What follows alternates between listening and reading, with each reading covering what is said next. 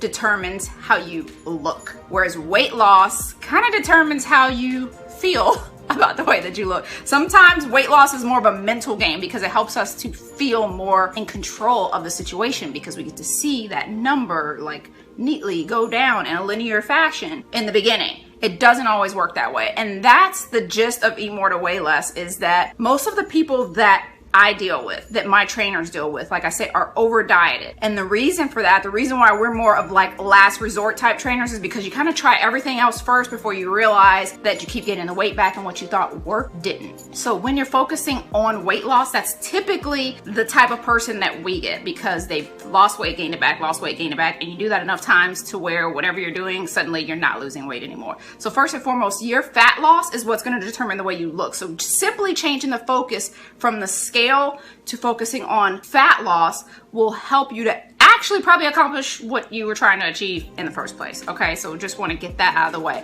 But I do want to tell you a little bit of the differences so that you can understand, if you've been going after one versus the other, why certain routes may be harder than the others, and why even the one that seems easy at first isn't. So number one is that when you're focusing on your fat loss, that is your body composition, which is mainly focusing on two things, and it's your lean body mass and your body fat percentage. So how much fat you have and how much muscle you have, if you like layman's term it.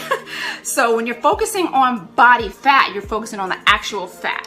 When you're focusing on your weight loss, it's just the number. That's typically what your like BMI is focused on. So it's only focusing on your total body weight, which brings me to number two. BMI is often used like when you go to the doctor and they check your height and your weight, and they use your BMI percentage. Hopefully, if you're going to doctors that are, they're staying up on their game, they're moving away from BMI, because BMI is very flawed in the way that it looks at things, because you can have a very athletic person come up obese on the scale, whereas they're really healthy. They may have a low body fat percentage, a high amount of muscle. The way that they eat and work out has them living a very healthy lifestyle, but according to BMI, they would be considered obese even. Whereas when you're focusing on your body composition, you would take all of those things into consideration. So you're not just looking at the weight and the height and determining, okay, that person is obese and going to have all these problems. Your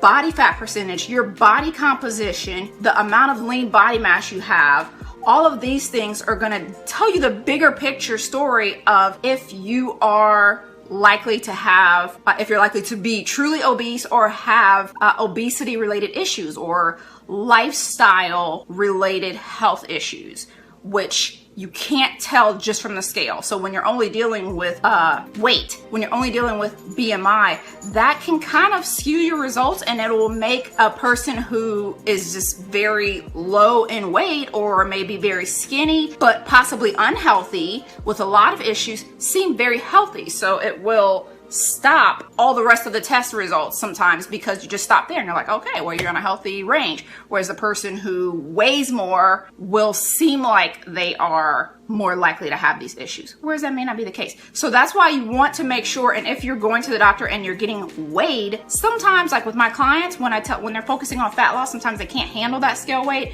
and I let them know, if at all possible, refuse to be weighed, because it doesn't really tell you what you think it does. So your fat loss, your body composition is going to be a better way to determine your obesity and health related issues, whereas your weight is it's just one tool of many, but it's not going to really be the best indicator of health. Fat loss is typically going to have a strategic, slower paced plan with the end game in mind, meaning you're trying to maintain as much muscle as possible while losing as much fat as possible, which is something that's strategic based on the way that you're working out, based on the way that you're eating. And when you're aiming for weight loss, often that is more extreme methods fall into the weight loss category, because you're not paying attention to the end game. You're not paying attention to what's happening to your muscle mass. You're not paying attention to whether you're losing fat or muscle or bone mass or anything else.